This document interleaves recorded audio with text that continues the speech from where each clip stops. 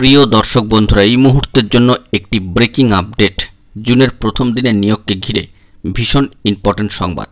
শিক্ষক নিয়োগে এবার কি তোড়জোড় শুরু হবে? অত্যন্ত গুরুত্বপূর্ণ একটি ইনফরমেশন উঠে আসছে, তাই সিরিয়াস টপিকটির উপর আর্জেন্ট ভিত্তিতে এই ভিডিওটি আপনাদের জন্য ক্রিয়েট করতেই হচ্ছে। ভিডিওটিকে অবশ্যই সম্পূর্ণ শেষ পর্যন্ত শুনে নিয়ে বোঝার চেষ্টা করবেন। ভিডিওটিকে শেষ পর্যন্ত দেখে নেবেন। যে সমস্ত বন্ধুরা চ্যানেলটি এখনও পর্যন্ত সাবস্ক্রাইব করেননি, সাবস্ক্রাইব করে নিয়ে সঙ্গে থাকবেন। অত্যন্ত গুরুত্বপূর্ণ খবর। চলুন আমরা মূল আলোচনায় প্রবেশ করে সম্পূর্ণ বিষয়টিকে জেনে নিই।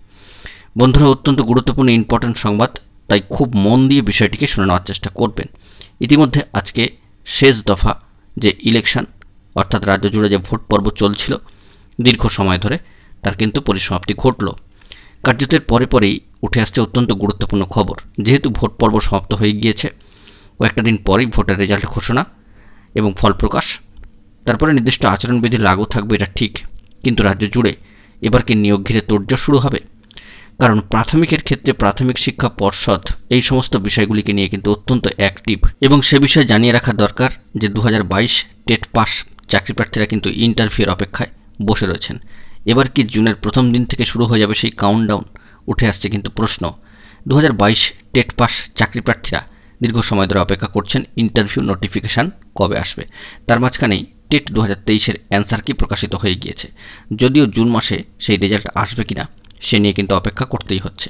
অর্থাৎ একই সাথে দেখতে গেলে প্রাথমিক টেট 2022 ও প্রাথমিক টেট 2023 এদের সঙ্গে একসাথেই কি একটা কম্বাইন করে হিউজ পরিমাণ ভ্যাকেন্সিতে রিক্রুটমেন্ট প্রসেস শুরু হতে চলেছে?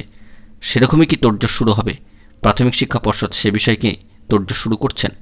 সেরকমই একটা পজিটিভ ভাইব কিন্তু উঠে আসছে, কারণ ভোট পর্ব ইতিমধ্যেই কিন্তু মিটছে।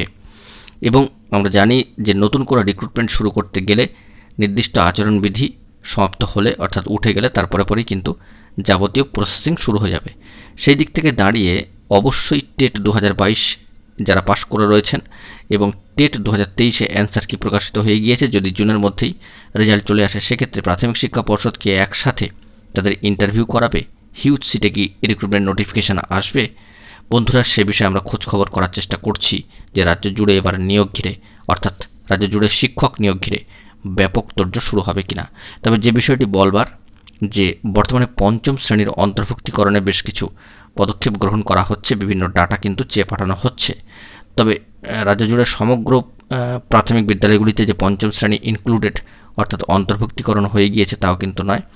বেশ কিছু বিদ্যালয় হয়েছে প্রাথমিকে, এবং বেশ কিছু বিদ্যালয় এখনও পর্যন্ত হয়নি, তার কার্যক্রম কিন্তু চলছে। ইতিমধ্যেই মহামান্য কলকাতা হাইকোর্টে কেস সহ একাধিক আন্দোলন কর্মসূচি, ডেপুটেশনও কিন্তু জমা হয়েছে এই পঞ্চম শ্রেণীর অন্তর্ভুক্তিকরণের ক্ষেত্রে। সেই দিক থেকে এই পঞ্চম শ্রেণীর অন্তর্ভুক্তিকরণে বেশ কিছু ভালো ফলাফল কিন্তু ঘটবে। হিউজ ভ্যাকেন্সি যে বিষয়টি, সেটিও কিন্তু উত্থাপিত হতে পারে।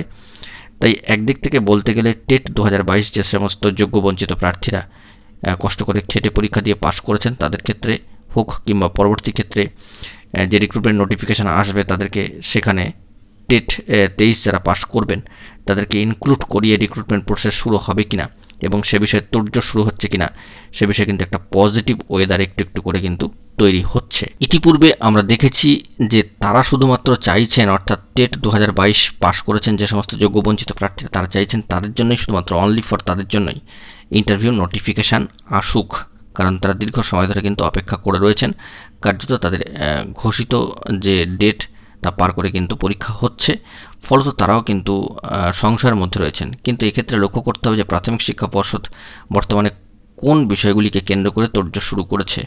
ভোট পর্ব মিটে যাওয়ার পরে পরেই এ বিষয়ে শিক্ষক নিয়োগ সংক্রান্ত কোনো নোটিফিকেশান আসে কিনা ব্যাপকভাবে কিন্তু তাকিয়ে রয়েছে সেদিকে চাকরি প্রার্থীরা। কারণ দীর্ঘ সময় তারা কিন্তু অপেক্ষা করেই চলেছেন। 7 থেকে 8 বছর, 6 বছর, 5 বছর এমনি দেখতে দেখতে চলে যাচ্ছে। তাই এই সংক্রান্ত বিষয়ে তারা কিন্তু খোঁজখবর রাখবার চেষ্টা করছেন যে রাজ্য জুড়ে শিক্ষক নিয়োগে এবার ভোট পর্ব তো মিটল, শিক্ষক নিয়োগ সংক্রান্ত নির্দেশিকা নোটিফিকেশানের আসার তোড়জোড় শুরু হয় কিনা। আমরা কিন্তু সে বিষয়ে খোঁজখবর রাখছি। প্রাথমিক শিক্ষা পর্ষদের তরফ থেকে অফিসিয়াল কোনো নোটিফিকেশান আসে কিনা সেই দিকে লক্ষ্য রাখার চেষ্টা করছি। গুরুত্বপূর্ণ তথ্য পেলে সবটাই প্রোভাইড করব। বন্ধুরা, এখন এই পর্যন্তই। চ্যানেলটিকে সাবস্ক্রাইব করে সঙ্গে থাকবেন। ধন্যবাদ।